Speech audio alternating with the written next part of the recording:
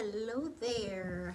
Welcome to The Influential Life with Shadana Miranda.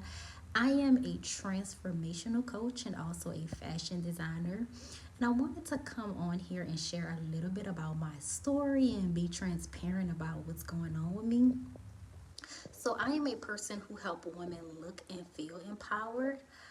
But I would say for the past several months, I myself haven't been looking and feeling empowered. I coach women on their mental health, on life experiences, helping them elevate their style.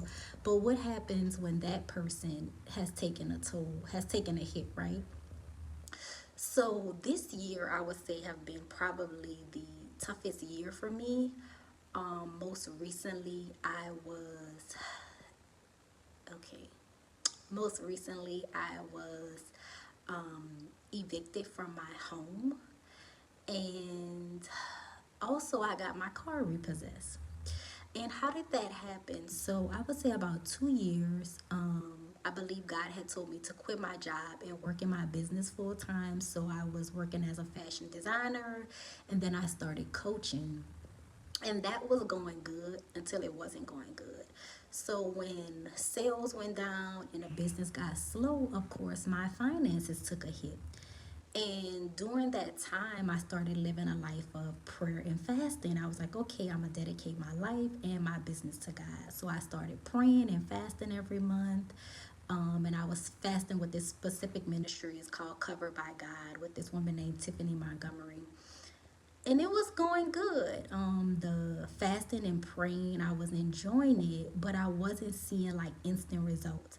Now I do believe God has started speaking to me. He started speaking to me more in dreams, and I started hearing from him more. So that's been a great experience. But I've learned that sometimes God doesn't always give you what you want right then and there. So over the past year or two, I've been in the preparation stage. I've been in the stage of him preparing me for the promise that he's given me. He's promised me to be an entrepreneur, a very successful entrepreneur, and also a wealthy entrepreneur, but it hasn't come right away. And so during my fasting and praying of a year, I've been praying like, God, make it happen, make my promise come to pass, but it hasn't. And I've learned a lot of things over the course of that time, right? I've learned that delay is not denial, and God's rejection is sometimes his protection. And that's some things that I've had to really step back and listen to God for, because sometimes we want things and we're like, God, why isn't this happening? I'm like, God, like, why isn't this happening for me? Like, what's going on?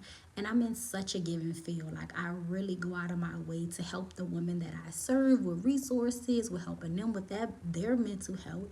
But like I say, I'm helping these other women, but I was starting to lose my own fulfillment. So I really had to put everything on pause.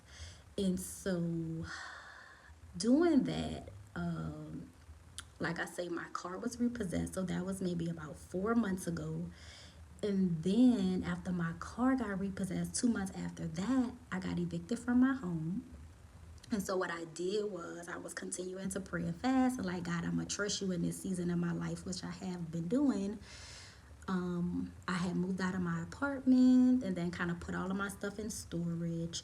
And then I was staying in a hotel for a month. And then, of course, that got expensive. And so I was like, I'm going to go and visit my dad in Louisiana for a while. And then I'm going to go visit my mom. And I'm going to just travel by different people every month.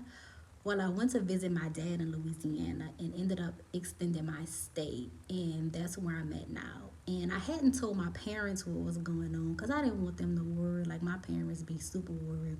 But my dad, when I got there to just visit him, he's like, I know something is going on with you. What's going on with you? He was like, a parent knows their child. And he was like, don't lie to me.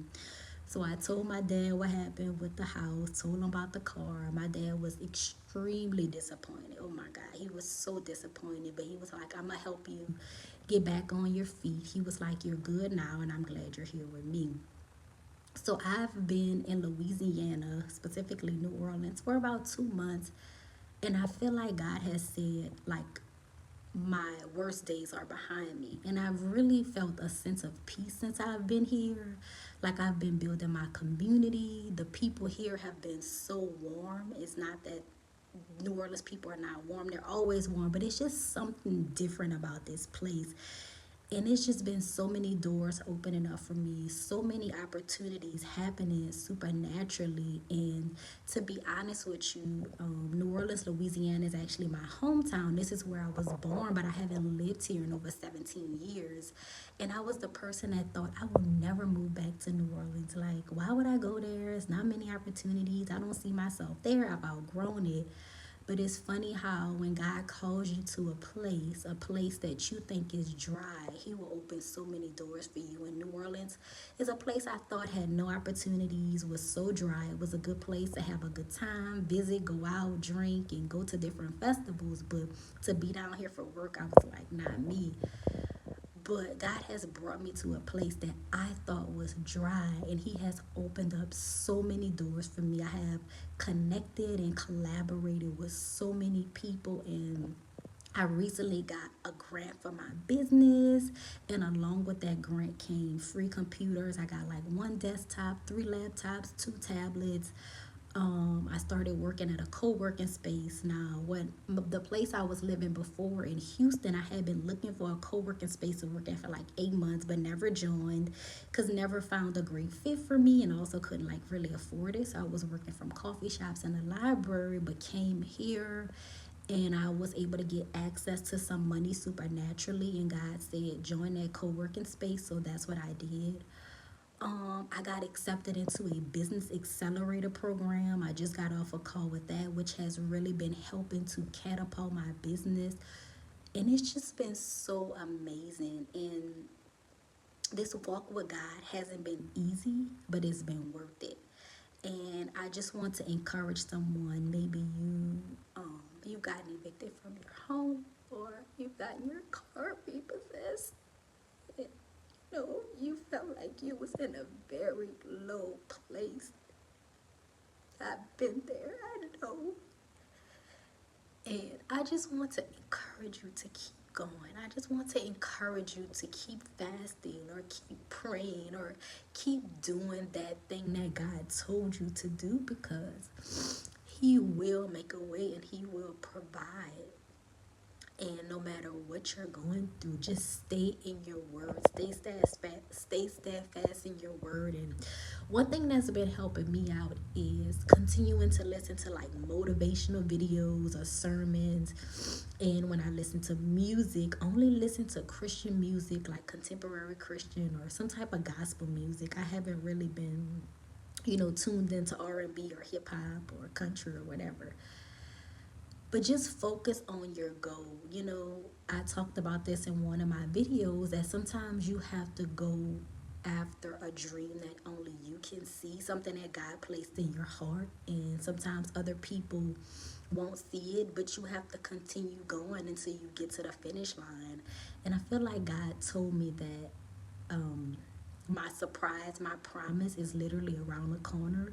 So I'm just waiting for it to come to pass. But in the meantime, God has been opening so many doors and providing so many opportunities for me. So whatever God is telling you to do it. God loves obedience, and He will open them doors for you, even when it seems like you're stuck, even when it seems like it's dry in your land. God will, make a way. If God did it for Abraham, He can do it for you. If God did it for Moses, He can do it for you. And so I know that the God of Shadana will do it for me. So I just wanted to get on and share my story. And if you've experienced something similar, go ahead and leave me a comment. Or if you also want to know more about how I'm navigating my journey, stay tuned for more videos, and make sure you subscribe if you haven't already. But be sure to like this video and share it with someone with the hopes of encouraging them. And yes, send me a message. I'm looking forward to hearing from you, and I can't wait to see you in the next video. Bye bye.